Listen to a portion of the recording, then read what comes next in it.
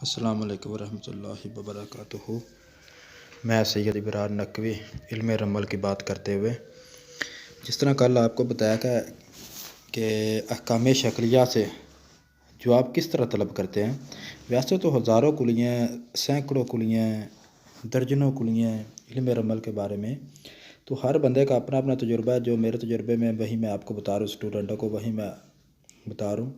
بعض طالب علم ہم سے پوچھتے رہتے ہیں اس کا جواب کیسے دیں، ایسے کریں ویسے کریں، تو میں ان کے لیے ویڈیو بنا رہا ہوں کہ بہت آسان میں نے کام کر دیا کہ تاکہ طالب علم کو مشکل بھی نہ آئے اور جواب بھی اس کا جامع ہو اور فوراً جواب ہو، کوئی لمبے چوڑے کاموں میں نہیں پڑھنا ہے۔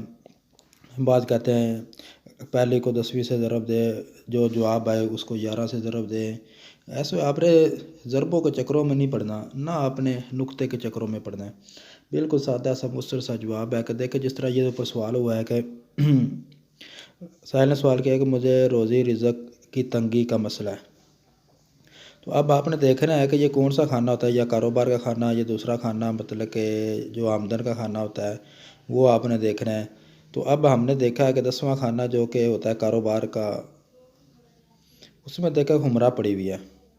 10ویں کھانے میں ہمرا پڑی کاروبار کا جو کھانا ہے، تو وہاں پر ہمرا نحس اکبر ہے۔ تو اس کے لیے جو جواب ہوگا وہ یہی ہوگا کہ آپ کے کاروبار پر بندش ہے، آپ کے کاروبار پر بندش ہے۔ سائل کو بتایا کہ آپ کے کاروبار پر بندش ہونے کی وجہ سے آپ کو روزی رزق کا مسئلہ ہے۔ جب آپ کا کاروبار ہی نہیں چلتا تو آپ کو روزی رزق جیسے مسائل کا سامنا ہوگا۔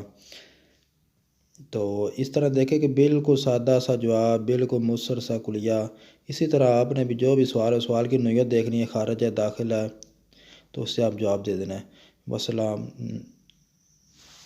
ورحمۃ اللہ وبرکاتہ۔